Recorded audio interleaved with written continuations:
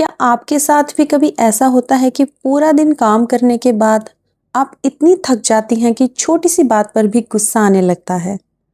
कोई कुछ कह दे, कोई काम आपकी उम्मीद के हिसाब से ना हो और आपको बहुत ज़्यादा इरिटेशन होने लगती है।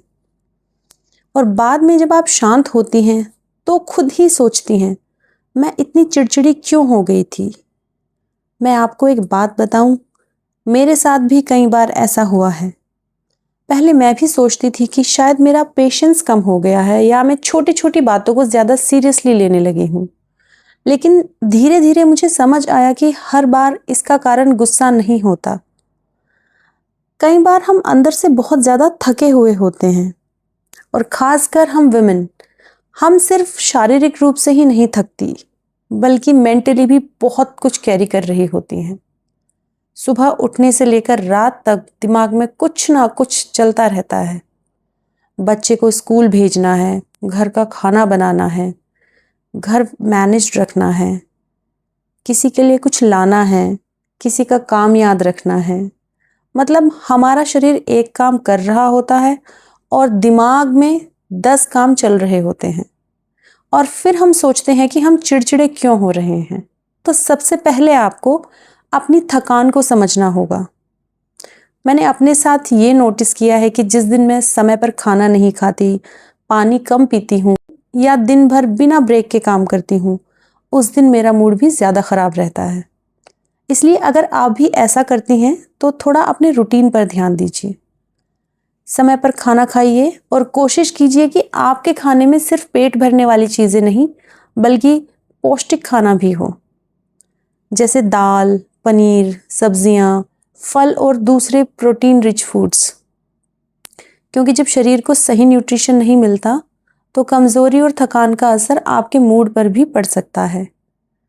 दूसरी बहुत इंपॉर्टेंट चीज़ है नींद।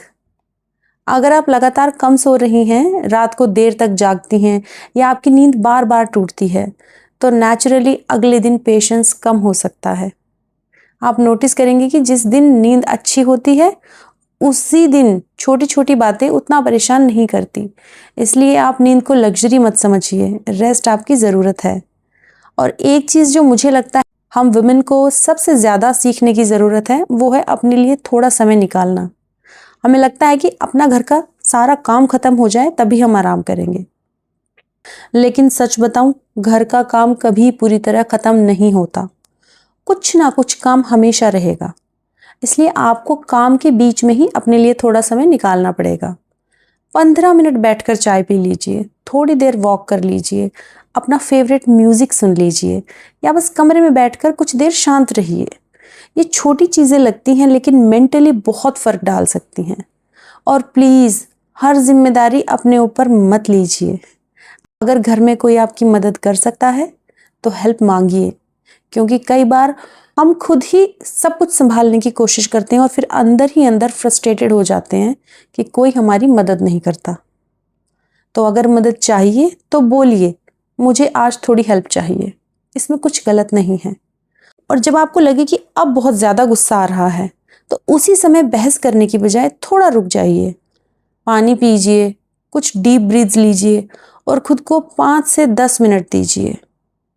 क्योंकि उस समय जो बात आपको बहुत बड़ी लग रही होती है, हो सकता है थोड़ी देर बाद आपको उतनी बड़ी लगे ही ना।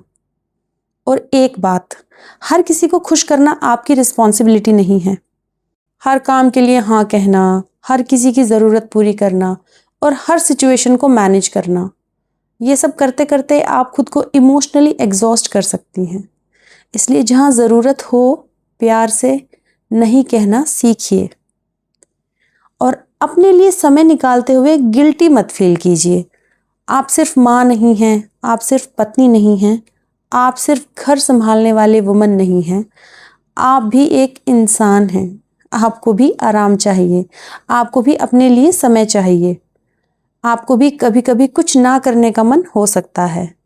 तो अगली बार जब आपको लगे कि बहुत चिड़चिड़ी हो रही हूँ, तो खुद को तुरंत ब्लेम मत कीजिए।